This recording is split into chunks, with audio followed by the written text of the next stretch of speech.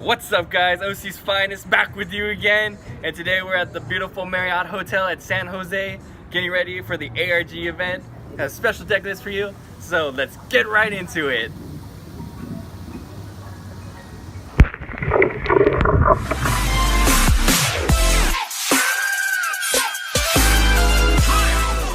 Alright guys, so we're back at the hometown, back from San Jose. Got Ryan with me.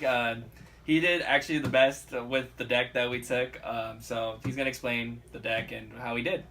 So I was playing SS3. Unawakened, it discards one, then takes 2 of your mana, 2 of your life and puts it into your mana. And then flip side, draws a card when it attacks, and during each of your end phases, it untaps 3, and then you can only have up to 6 mana. So we played a very heavy yellow line, mainly because we're playing a heavy ape line. But for small drops, we're playing Bulma and then combo Goku to take life and help curve out a lot better. And also 4 planet because it searches your apes, searches your Gohans and your Gokus. And then 3 marks, we're playing 6 apes that are summonable by mark, so divisible by 2, so 3 marks is a good number. 2 of the 4-drop Bardock ape. Double striker and a very good card, just generically. Actually, this deck can actually use the other effect too. Yeah, pretty well. There's more Bardocks in the deck so that you can evolve on top of it. And two big king and then 2 small king. Usually, once you see one or the other, if you see the small king, then you're probably going to go into a big king later in the game. 1 bad ring for Nimbus or Mafuba negates. Then 4 Nimbus because this was an amazing negate throughout the entire event.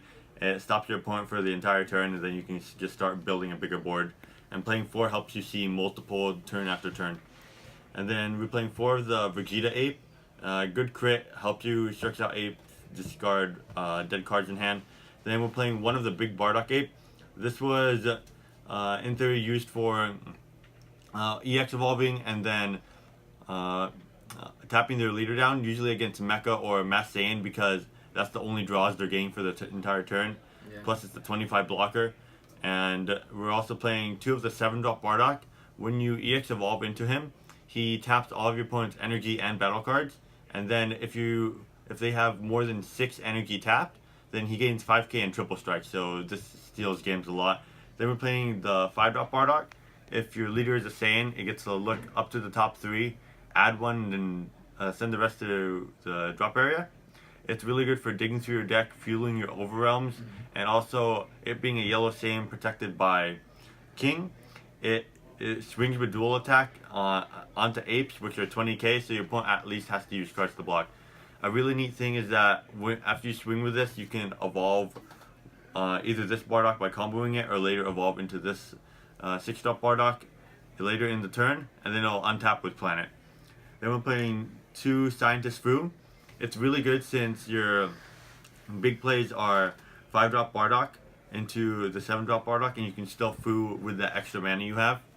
And then 10-drop Fu. This was amazing the entire day. It completely shuts down your everything, and apes can't block.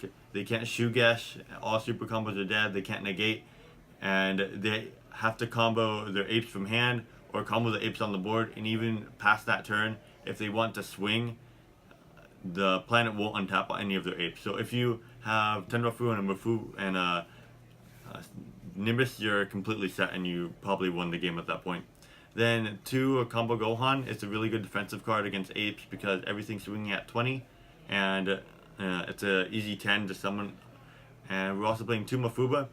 It gets rid of a problem for about a turn or 2.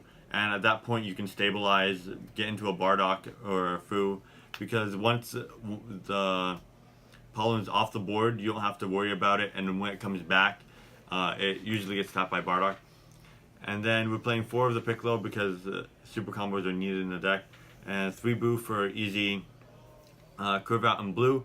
And then 2 Yajirobe. This was a really good card because when you charge your mana turn 1, you can either play Boo Planet or Bulma, or you can play Yajirobe and it'll stay on board for half the time.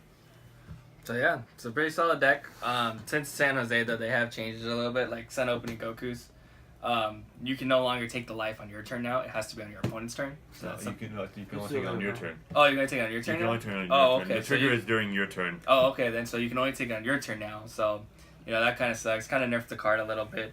It's still a very good card because you only need 2. So, I mean, yeah, this is your second event now. Your first one was at Vegas. Yeah. How'd you feel about your second one, though? The second one, I was a lot more comfortable going in. There was a lot of place testing. I went in, I registered very late for the event, but I felt confident with this deck. My only 3 losses were all to Mecha Apes, and they just opened way better than I did, and I just couldn't control it. That tends to happen. It was one of the best decks. We all knew it was, but you know, we wanted to go in with something different, something people wouldn't see coming, and you know, we almost got there. But you know, it's pretty good. You did pretty good. But yeah, so hopefully you guys enjoyed the deck list. Shout outs to Super Playaz, by the way. They actually did one of our teammates' deck list. His name's Paul. He also wrote in the same deck, so check out Super Playaz' YouTube channel. Show them some love. Until then, guys, we'll speak with you again soon. Shout out. I forgot to tell you one more thing. The sponsors. Gem Playmats, Card Addiction, Card Game Coliseum, and of course Overdose Gaming. Check them out, and we'll see you again soon.